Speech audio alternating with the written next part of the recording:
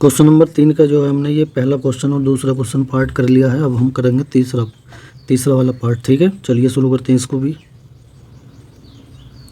तो क्वेश्चन है हमारा ये 6 प्लस अंडर रूट 2 एक अपरिमेय संख्या है, सिद्ध करना। तो हम इसका उल्टा मानेंगे। माना 6 प्लस अंडर रूट 2 एक परिमेय संख्या है, परिमेय संख्या है। तब हम जो इसे परिमेय संख्या के रूप में लिखेंगे 6 प्लस अंडर रूट 2 बराबर पी बटे क्यू। समीकरण नंबर 1 कहेंगे, जहाँ पर आपके जो है पी व क्यू आपकी कैसी संख्या हैं, पूर्णांक है। ठीक है, और क्यू जो है नॉट इक्वल टू 0 है, क्यू 0 नहीं है।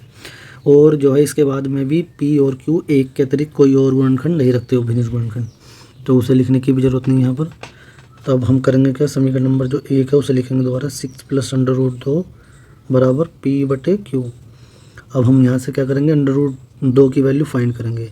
इस अंडर रूट 2 की वैल्यू फाइंड करनी है, तो अंडर रूट 2 को तो यहीं लिखा रहने दो, और पी बटे क्यू 6 को इधर ले आओगे तो माइनस का हो जाएगा ये। ठीक है, इसे समीकरण नंबर आप 2 कह सकते हैं। समीकरण नंबर 2 से अब हम क्या क्या कह सकते हैं। समीकरण नंबर 2 से हम कह सकते हैं, हम जानते हैं चूँकि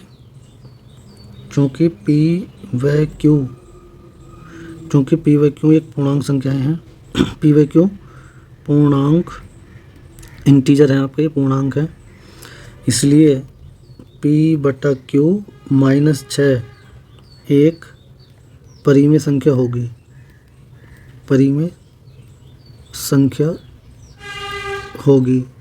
यहाँ पे ऐसे भी समझ सकते हैं, तो पी व क्यू आपकी पहले से ही परिमेय संख्या है, उसमें से 6 घटा दोगे तब भी वो परिमेय ही रहेगी। ठीक है, या ऐसे आप पी व क्यू की कुछ भी पूर्णांक मान रखो, इसे सोल्व करो, इसका मान जो आएगा वो भी पूर्णांक संख्या ही होगी, यानी।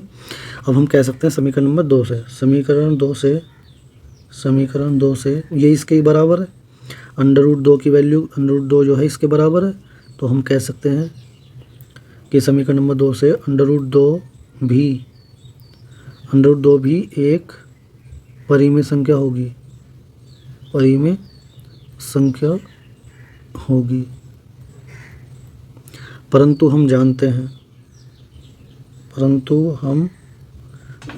हैं कि अंडर रूट 2 एक अपरिमेय संख्या होती है, अपरिमेय संख्या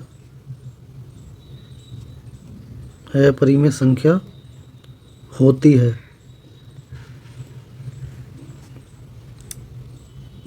तथा अपरिमेय संख्या होती है। अब इसमें अपरिमेय में आप इसमें परिमेय संख्या जोड़ दो 6, तब भी वो अपरिमेय ही रहेगी। ठीक है, परिमेय जोड़ दी जा रही, 6 जोड़ दे अपरिमेय, अगर वो अपरिमेय संख्या नहीं हट रही तब भी वो कैसी संख्या रहेगी, अपरिमेय रहेगी, क्योंकि वहाँ से वो कैंसिल आउट नहीं हो पा रही है। ठीक है, चलिए अब मैं इसे हटा देता हूँ। तो अब तथा हम लिख सकते हैं यहाँ पे, तथा 6 प्लस अंडर रूट 2 भी एक अपरिमेय संख्या होगी। ये तब लिख सकता हूँ यहाँ पर तथा की जगह, तब 6 प्लस अंडर रूट 2 भी एक अपरिमेय संख्या होगी। तो अतः हम यहाँ पर लिख सकते हैं, अतः हमारे द्वारा माना गया कथन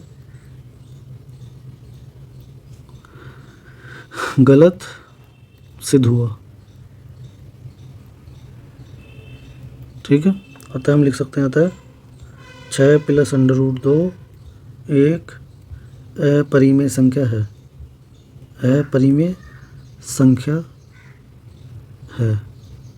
ठीक है, कंप्लीट हो गया है दोस्तों यहाँ पर सवाल आपका। ठीक है, उम्मीद करता हूँ आपको समझ आ गया होगा। यदि एक पहली बार में समझ में नहीं आता है तो आप दोबारा देख सकते हैं वीडियो को, यहाँ कितनी बार भी देख सकते हैं यूट्यूब पर। तो हम इसे फिर से रिपीट कर देता हूँ मैं, 6 प्लस अंडर रूट 2 को हमें सिद्ध करना है अपरिमेय है, तो हमने क्या करा, इसे जो है हमने परिमेय मान लिया, परिमेय संख्या के रूप में लिखेंगे पी बटे क्यू के। अब यहाँ से इसके अंडर रूट 2 की वैल्यू निकाल लेंगे, अंडर रूट 2 की वैल्यू निकाली तो ये आ गई। तो हमें पता ही है ये पी बटे क्यू एक परिमेय संख्या है, या हमें ऐसे कह सकते हैं पी व क्यू आपके पूर्णांक है, तो पूर्णांक में मान कुछ भी रख लो, तो पी बटे क्यू -6 की जो वैल्यू आएगी वो भी एक परिमेय संख्या होगी। परिमेय होगी तो समीकरण नंबर 2 से हम कह सकते हैं कि ये भी परिमेय होनी चाहिए फिर, ठीक है। सब ये भी परिमेय होगी, परंतु हम जानते हैं कि ये तो अपरिमेय संख्या होती है, ठीक है। अपरिमेय होती तो ये गलत, हमारा जो हमारे द्वारा माना गया कथन गलत सिद्ध हो गया। गलत हो गया तो हम कह सकते हैं ये कैसी संख्या है, अपरिमेय, परिमेय नहीं है, अपरिमेय, ठीक है। चलिए जाने से पहले वीडियो को लाइक कर दें, सब्सक्राइब कर लें चैनल को। चलिए मिलते हैं जल्दी नेक्स्ट वीडियो में, ओके बाय।